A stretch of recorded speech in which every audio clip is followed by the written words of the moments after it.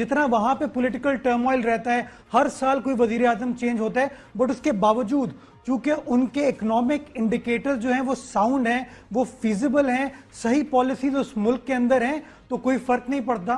تو یہ بڑی انفارچونیٹ چیز ہے کہ ہم اپنے آپ کو جمہور کی بات کرتے ہیں, جمہوریت کی بات کرتے ہیں, بٹ یٹ ہم کرٹیسائز کرتے ہیں کہ نہیں جی پولیٹیکل انسٹیبلٹی ہو گئی. تو ہم تو خود پاکستان کا جو امپریشن ہے, پرسیپشن ہے فورن ڈائریکٹ انویسٹمنٹ کے لیے, اس کو خراب کر رہے ہیں. نمبر ایک.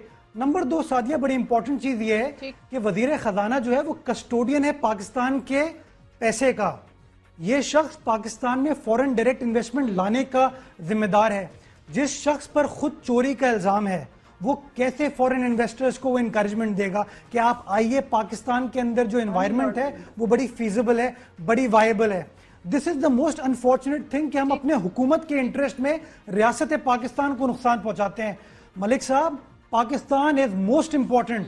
پلیز گورنمنٹ کی خاطر ہم وہ چیزیں نہ کریں جس کی وجہ سے ہماری ریاست کو نقصان پہنچتا ہے.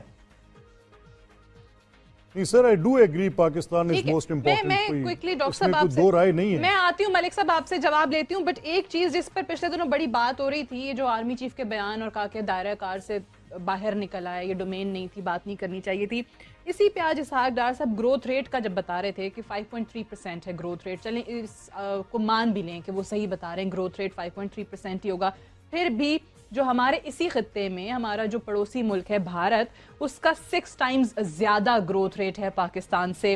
اور 2050 تک یہ کہا جاتا ہے کہ اگر یہی گروتھ ریٹ رہا اور اسی حجم سے ان کی اکانومی بھارت کی بڑھتی رہی تو وہ پاکستان کے گروتھ ریٹ سے 40 ٹائمز زیادہ ہو جائے گا.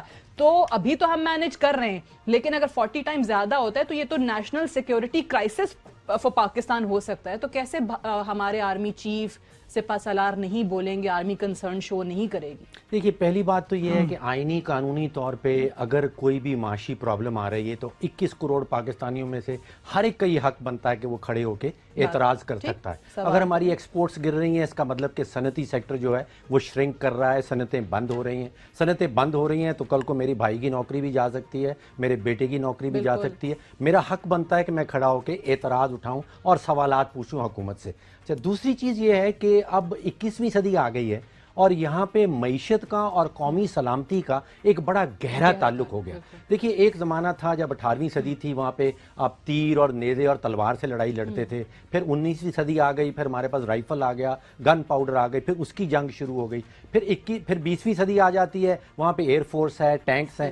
اب جو 21ویں صدی کی جنگ ہے وہ معاشی جنگ ہے. جو پاکستان کے دشمن ممالک ہیں, دشمن عناصر ہیں, ان کا ٹارگٹ یہ ہے کہ پاکستان کی معیشت کو کس طرح تباہ کر دیا جائے. معیشت, جو معاشی ادارے ہیں ان کو مفلوج کر دیا جائے, جو معاشی آپ کے فیصلہ ساز ہیں ان کو مفلوج کر دیا جائے, اور اس طرح پاکستان کو شکست دی جائے.